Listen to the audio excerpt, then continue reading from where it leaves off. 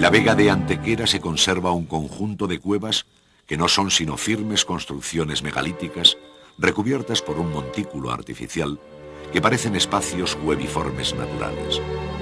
Sin embargo, nada más lejano de la realidad, pues su elemental pero sólida arquitectura indica ya una sabiduría constructiva vinculada a cultos funerarios desconocidos que dio lugar a esta formidable necrópolis con la que comienza la historia de la arquitectura en España.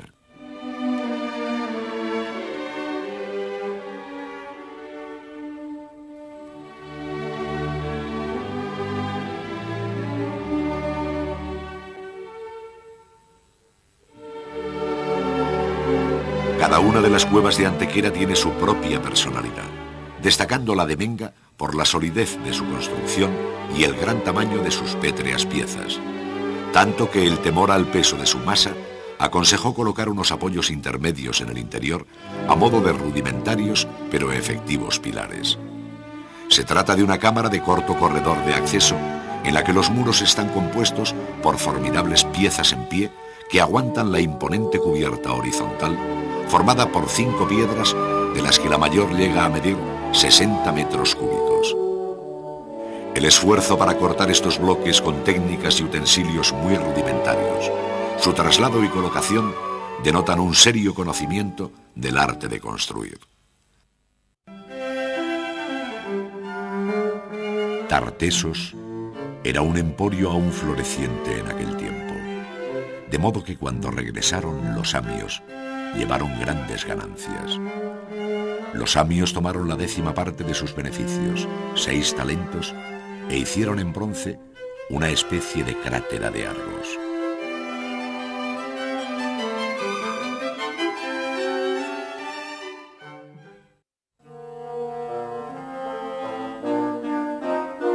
Descubierta en 1904, toma su nombre de la finca en que se encontró.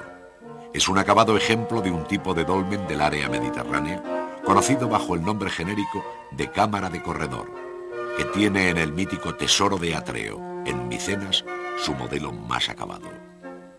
La cueva del Romeral cuenta con un largo corredor construido con aparejo de piedras menudas, sin labrar ni unir con mortero alguno y cubierto por grandes piedras enterizas. Al final del corredor se abre el paso de inclinadas jambas a una cámara funeraria de unos 5 metros de diámetro, cuya bóveda, formada por aproximación de hiladas, se cierra con una gran losa pétrea. Una segunda y diminuta cámara alarga hasta 35 metros la longitud total de este dolmen.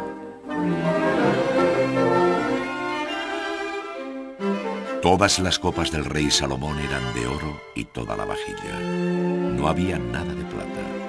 No se hacía caso alguno de esta en tiempos de Salomón, porque el rey tenía en el mar naves de Tarsis con las de Irán, y cada 3 años llegaban las naves de Tarsis trayendo oro, plata, marfil, monos y pavos reales.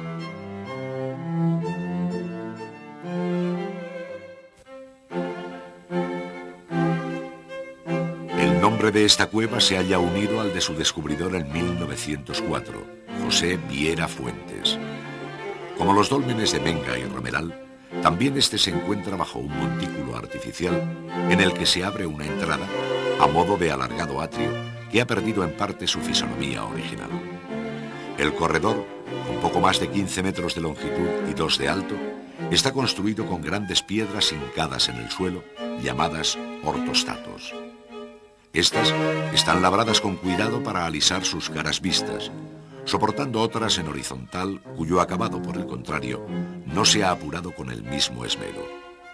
El manejo de herramientas metálicas queda patente en la difícil tarea de horadar la puerta de ingreso a la cámara sepulcral, abierta en una losa de gran tamaño, así como en el ajuste de las 4 grandes piedras que forman esta cámara de planta rectangular.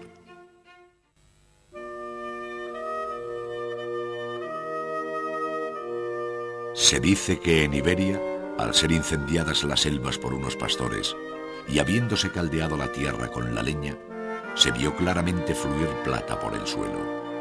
Y poco tiempo después, habiendo sobrevenido unos terremotos y agrietados aquellos lugares, se reunió gran cantidad de plata.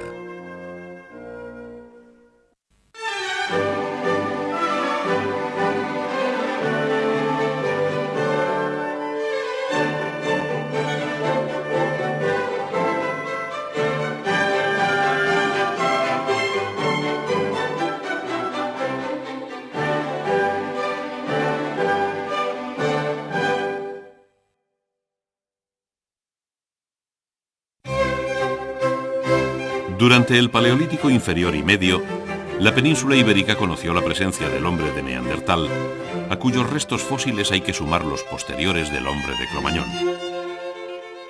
Bajo el Paleolítico superior, se multiplicaron los yacimientos en la región cantábrica, destacando la cueva de Altamira. A estos hombres cazadores siguieron los agricultores, que durante el Neolítico dejaron huella de su presencia en la zona levantina y atlántica, acelerándose desde entonces la superposición de culturas como la almeriense, cuya expansión coincidió con la difusión de la arquitectura megalítica.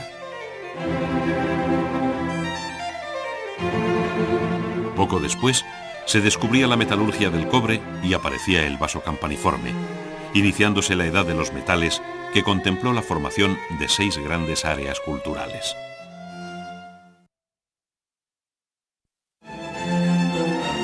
Con la llegada de los fenicios a la península y la fundación de Cádiz, comienza la protohistoria, etapa que se refuerza con la colonización púnica, coincidiendo con el hundimiento y desaparición de la floreciente Tartesos.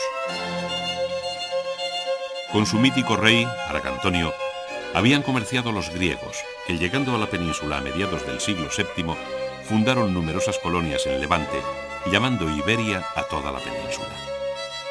Este nombre amparaba a un heterogéneo grupo de pueblos de diferente cultura, unos de procedencia indoeuropea y otros de incierto origen, a los que genéricamente conocemos como celtas e iberos. Sobre gran parte de ellos se dejó sentir la conquista cartaginesa, desde que Amílcar Barca, tomando Cádiz, convirtió la península en escenario de la Segunda Guerra Púnica frente a los romanos. Estos, por su parte, habían desembarcado en Ampurias, iniciando la conquista de aquella Iberia que entró en la historia universal bajo el nuevo nombre de Hispania.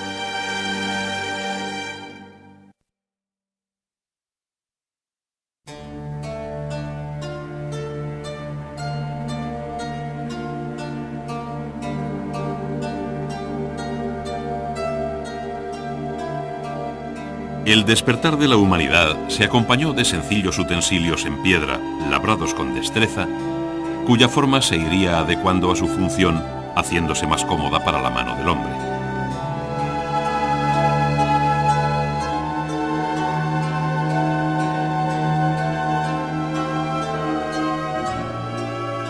Era el paso del Paleolítico al Neolítico, del cazador nómada al hombre sedentario que vive de la agricultura y construye con grandes bloques de piedra una arquitectura rudimentaria, pero que encierra ya una sabiduría constructiva.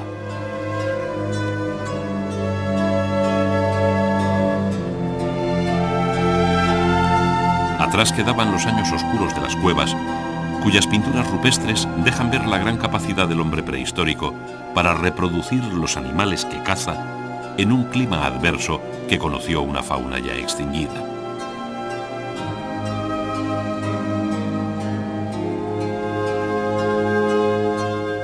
La propia figura humana se une a las más viejas esculturas conocidas en las que fecundidad y maternidad inspiraron singulares imágenes femeninas.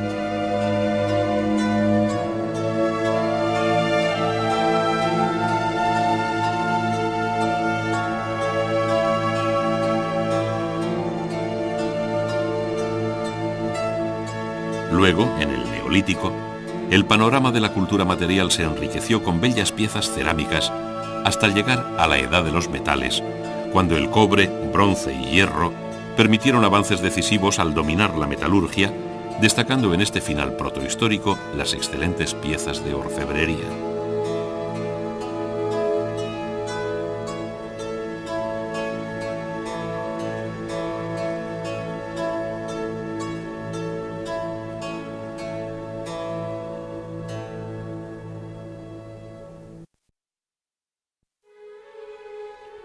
El antecedente más remoto del arte español se encuentra en las pinturas rupestres que el hombre del Paleolítico dejó plasmadas en cavernas y abrigos rocosos entre el 27.000 y el 10.000 a.C.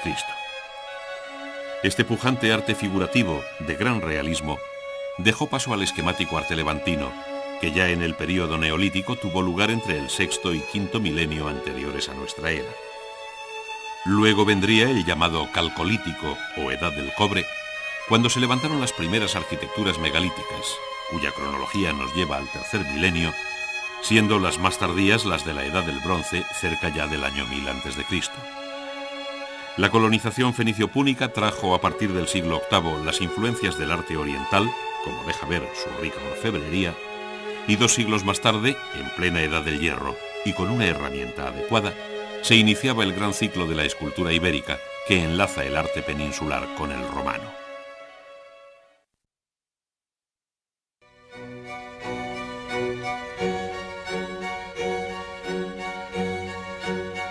La naturaleza proporcionó al hombre una cierta idea de la arquitectura al prestarle sus cuevas, abrigos rocosos y estratégicas acrópolis para defenderse del clima, de los animales y de la misma especie humana.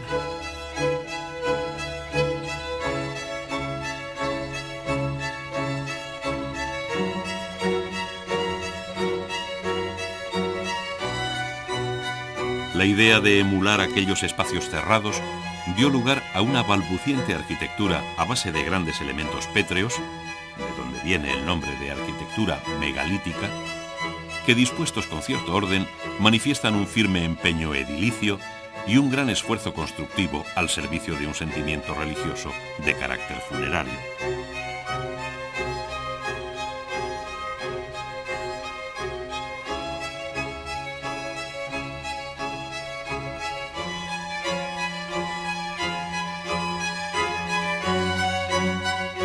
Después, aquellas piedras informes fueron cortándose a voluntad, dominando la materia con elemental utillaje y el espacio al combinar cámaras, corredores, dinteles, bóvedas y aparejos.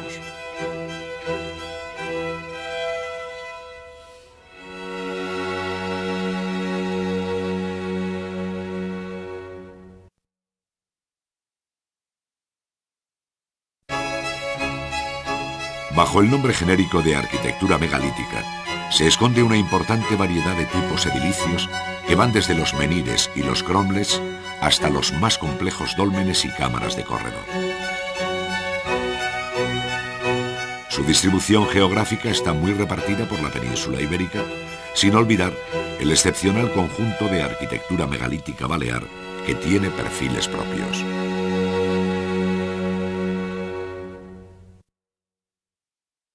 En el horizonte de las Islas Baleares irrumpen con fuerza importantes vestigios de la cultura megalítica, estrechamente ligados a experiencias análogas en la cuenca mediterránea. Allí destacan navetas como la de Els Tudons, en Menorca, que responden a un modelo desconocido en la península. Su característica forma de casco de nave invertido, el cuidado aparejo y la cámara funeraria interior señalan las fases finales de la arquitectura megalítica. Además de los talayots o torres vigía, son inconfundibles las llamadas taulas, concebidas como complejas construcciones con un apoyo central que se asemeja a una mesa o taula en torno a la que se organiza el cerramiento perimetral. El origen de las ciudades en la península ibérica se halla en los castros fortificados de la Edad del Bronce, defendidos por irregulares murallas que protegen viviendas y ganados, como en los castros abulenses de Las Cogotas y Chamartín de la Sierra. Hubo también asentamientos rupestres como el de Tiermes en Soria, donde la ciudad está labrada en la roca, ofreciendo un conjunto tan rudimentario como espectacular que refleja su triple y sucesiva población de arébacos, celtíberos y romanos. Asimismo, alcanzaron la época romana ciudades indígenas como Azaila y Calaceite en Teruel, cuyas largas calles se abren paso entre viviendas de planta rectangular, muy distintas de aquellas redondeadas de los castros del noroeste de la península. La arquitectura megalítica se caracteriza por la utilización de grandes piedras, de ahí su nombre, mega grande y litos piedra. Pero ello no excluye la utilización de aparejos menudos con pequeñas lajas de piedra. No se utilizó normalmente ningún tipo de mortero para trabar unas y otras, sentando sus piezas en seco. Con piedras enterizas se hicieron grandes dinteles, mientras que con sillarejo se llegaron a formar falsas bóvedas. Nada se sabe sobre los procedimientos de labrar, transportar y colocar aquellas enormes piedras, cuyo peso es en ocasiones de varias toneladas.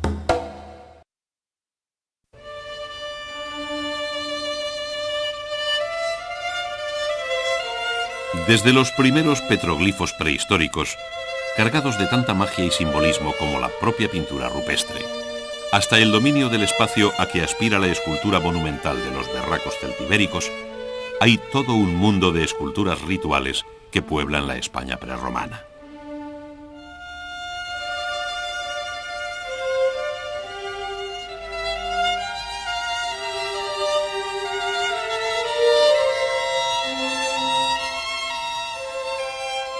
Piezas monumentales en mármol y alabastro, como los grandes sarcófagos antropoides gaditanos. Blandas calizas que se enriquecieron con superficies de noble y minucioso trabajo.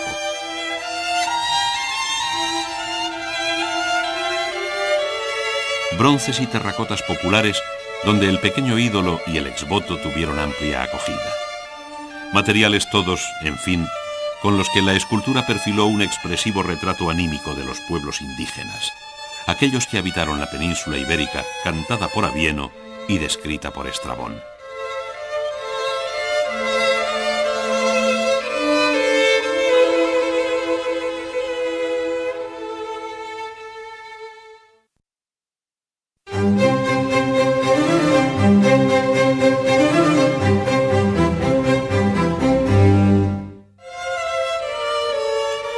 La península asimiló inicialmente el mundo formal y artístico de otras culturas de la cuenca del Mediterráneo. Sus obras, en copias y réplicas reducidas, vinieron con los pueblos colonizadores, haciéndonos llegar el arte de Egipto y Grecia, así como el de fenicios y cartagineses. Sin embargo, acabó aflorando un nuevo espíritu creador que alcanza en la escultura ibérica y púnica su máxima expresión.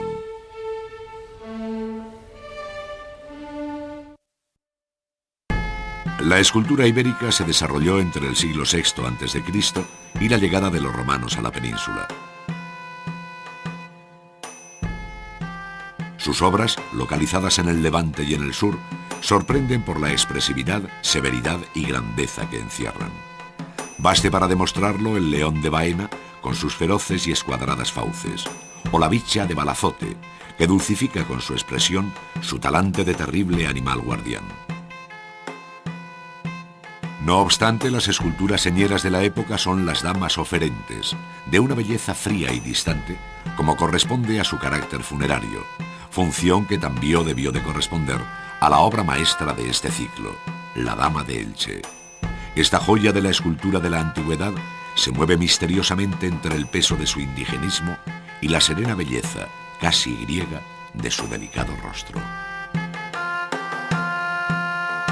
Desde el siglo VII al II a.C., se produjeron en centros de marcada colonización púnica una serie de terracotas de pequeño tamaño y carácter popular que suponen la vertiente más orientalizante de la escultura prerromana.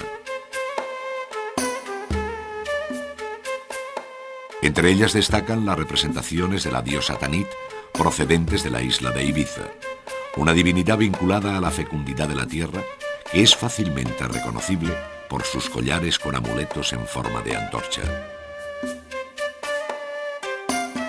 Igualmente, la diosa Isis egipcia parece reencarnarse en numerosas representaciones maternales, disputando a Tanit el poder de la fertilidad.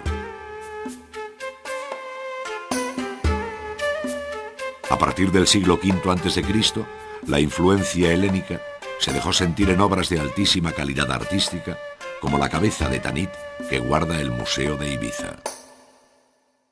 La facilidad y maestría con que los iberos pudieron labrar el material en el que están realizadas muchas de estas esculturas, una caliza que se extrae mojada y blanda de la cantera y endurece al secarse, se plasmó en el virtuosismo de los detalles y en la finura del modelado, cuyas superficies fueron cuidadosamente estucadas y coloreadas.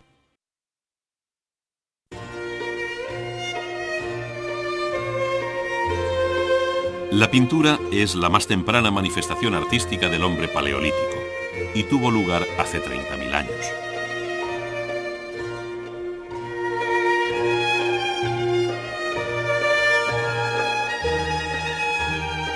La península ibérica es excepcionalmente rica en estos primeros testimonios artísticos, verdadero patrimonio de la humanidad, siendo numerosas las cuevas y abrigos naturales en cuyas paredes y techos se han encontrado dibujados animales y signos extraños como puntos, manos silueteadas y otros símbolos de difícil interpretación.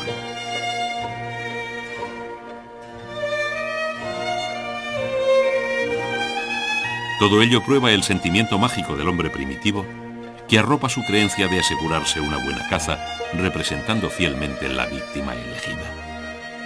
Por ello, la figura humana aparece tardíamente, en el Neolítico, cuando la organización de la tribu aseguró la supervivencia y programó la caza y la recolección como actividades rutinarias.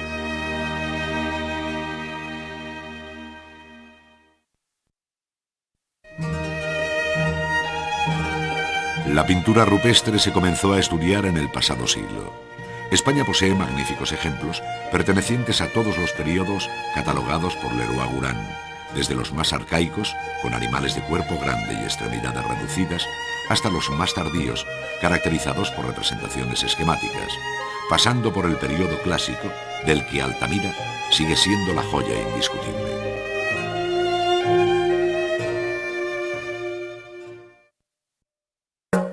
Marcelino Sanz de Sautuola excavó Altamira en 1875 y en su techo encontró más de 150 figuras de animales.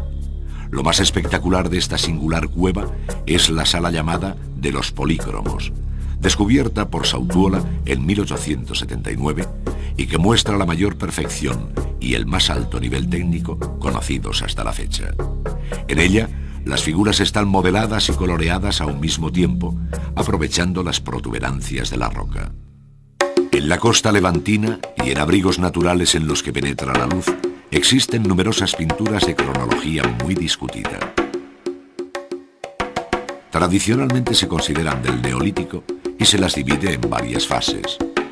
La naturalista de animales estáticos, la estilizada con figuras humanas, la fase dinámica con grupos de figuras en movimiento y la pintura esquemática de figuras aisladas sin dinamismo. La roca de las cuevas, dependiendo de su grado de descomposición o cristalización, fue más o menos dócil a los utensilios del hombre prehistórico, y este la grabó o la pintó según sus posibilidades. Utilizó dos colores base, el negro, sacado unas veces del carbón vegetal y otras del óxido de manganeso, y el ocre, consiguiendo con el óxido de hierro una amplia gama que va del rojo al amarillo. Los colores se rayaban y depositaban en un recipiente plano, donde se mezclaban con grasa o tuétano, aplicándose después a las paredes de la cueva. La humedad mantuvo adheridos los pigmentos, posibilitando que las pinturas hayan llegado hasta nosotros cuando el proceso de calcificación lo ha permitido. El hombre primitivo se rodeó pronto de objetos de utilidad, como hachas de piedra, cuchillos y raederas, instrumentos para moler el grano o arpones.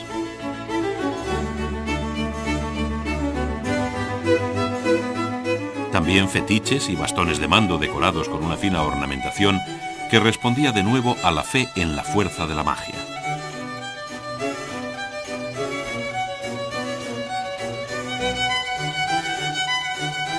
En el transcurso de la Edad de los Metales, las espadas, puñales, puntas de flecha y otros instrumentos de guerra se fueron perfeccionando. Pero son la cerámica y la joyería las artes que mejor recogen el afán estético de esta época, cuyos impresionantes ejemplares demuestran, además, la permeabilidad entre los distintos pueblos primitivos, como ocurre con la gran cultura del vaso campaniforme o con las técnicas de joyería comunes a todos los pueblos del Mediterráneo.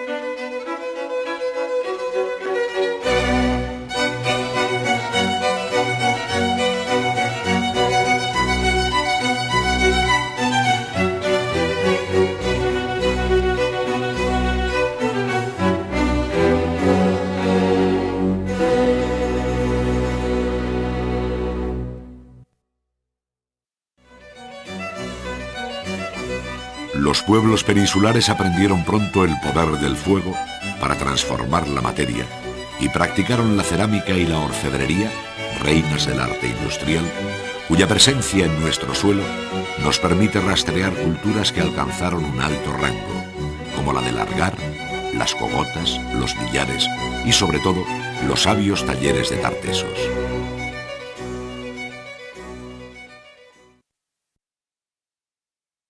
Las primeras muestras de cerámica española son piezas de decoración impresa.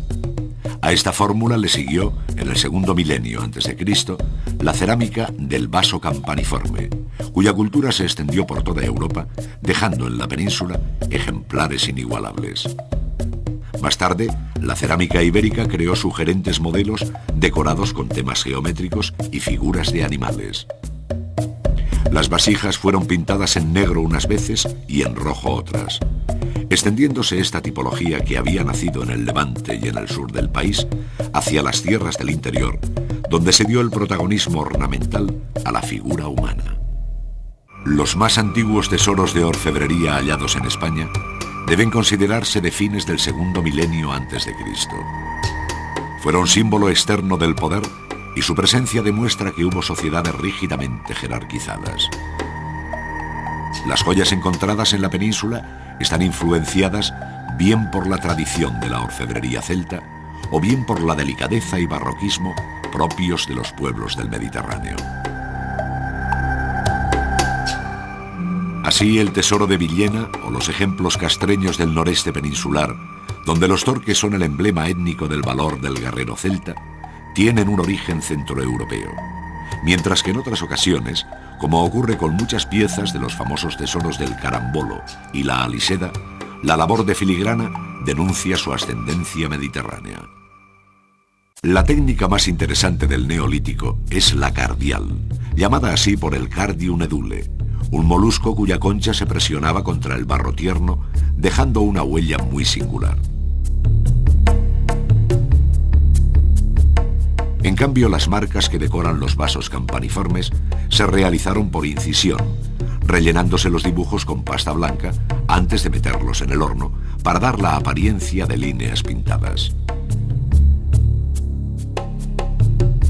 La cerámica ibérica supuso una revolución técnica al incorporar el torno, porque se dio mayor pureza a los volúmenes y se pintó la decoración sobre paredes bruñidas y no porosas.